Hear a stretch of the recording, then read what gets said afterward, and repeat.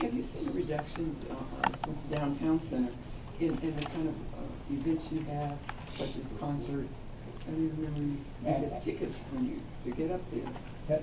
Madam Chair, we have seen a reduction, pretty dramatic, and it's a combination of two things.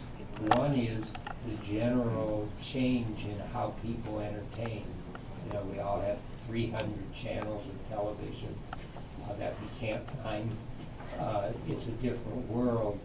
Then in addition, the economic downturn has of course reduced discretionary dollars, but the downtown event center, which is subsidized by a variety of parties, does give us a very difficult competition, and its size for many events is more appropriate than the size of Lawler. So we have in fact seen very directly a reduction in events, and we expect that trend to continue, and we have other needs for that to help our intercollegiate athletic program. So where on your priority list is this going in for fall? Well, are you not prepared to talk about We've that? always looked at O&M as the state picking up that as one of the long-term traditions of this body to pay O&M for institutional facilities. If you ask where it is, we're going to pay the O&M, and so if you take it out of this pocket or this pocket, it kind of all comes out of my pocket in the end. You know, we're going to pay the bills, whatever we have to do. We don't declare bankruptcy. We don't break our promises. Speak about it. And then Ms. Smith. Thank you, Madam Chairman.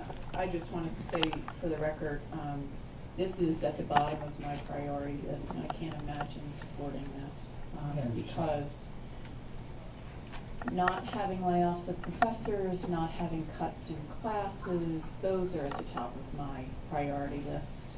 Stemming the 50% cut to UNR, you know, the core hole is so large it must be filled, and you know, this might be something we would consider in good times. In bad times, with so many more needs that are more pressing. Speaker, we wanted to get this in the queue. We don't disagree with you at all, but it's a starting point for us because we do believe times will be better, especially if They we will, can, just not right now. if we can educate more of our young people. We know times will be better, and that's both K-12 and higher ed. So we understand that, and I'd be the last one to argue with you, Madam Speaker. Thank you, thank you. Ms. Smith. Thank you, Madam. Thank you, Madam Chairman. I just want to comment that I think it's a slippery slope. On one hand, times will be better, generally speaking, but you commented that times may not be better for the event center. You know, we have the new event center downtown. Sparks is talking about some kind of an arena. Livestock Event Center may do something differently. So I'm worried about that slippery slope. And we do this now, and then what about the added costs in future years? Does it just become an assumption? So I think it's an area we have to tread very lightly on. Thank you, Mrs. Smith. Mr. Clinch. Thank you, Ms.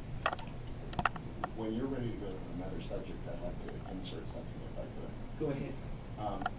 There's one response that we gave that I don't think was responsive. I know that's going to surprise you. Your staff asked us a question about flexibility in budgeting, and we responded to that. And we responded to that by indicating Thank you, President. that the two universities have a number of appropriation lines, and we asked you to allow the presidents of those two institutions the ability to make strategic cuts within those appropriation lines. So we limited our answer solely to UNLV and UNR.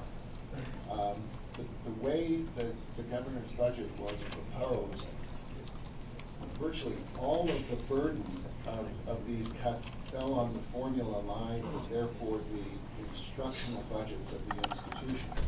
So you saw things like system administration not having a budget cut, system computing services not having a budget cut, intercollegiate athletics having a budget increase, and we don't think that's fair. If there is a budget cut, it should fall proportionately among all those appropriation lines, and I guess I couldn't in good conscience ask Mike Richards to cut his budget at the College of Southern Nevada and say that there is no budget cut at system administration. So I apologize for not being that specific in the response, and we would like the flexibility to make those cuts to our other appropriation lines. We would certainly report that back to interim finance. Thank you for those comments. Mrs. Smith is that okay, Madam Chair? Mrs. Smith. Thank you. And I think that's the point we were trying to get to earlier in the discussion, is we need those specifics. And if we get that kind of response from you for our staff, then that helps us complete our work. So I think that's exactly the point we're trying to get to. Thanks very much. We'll do that. Okay, thank you. Madam Speaker.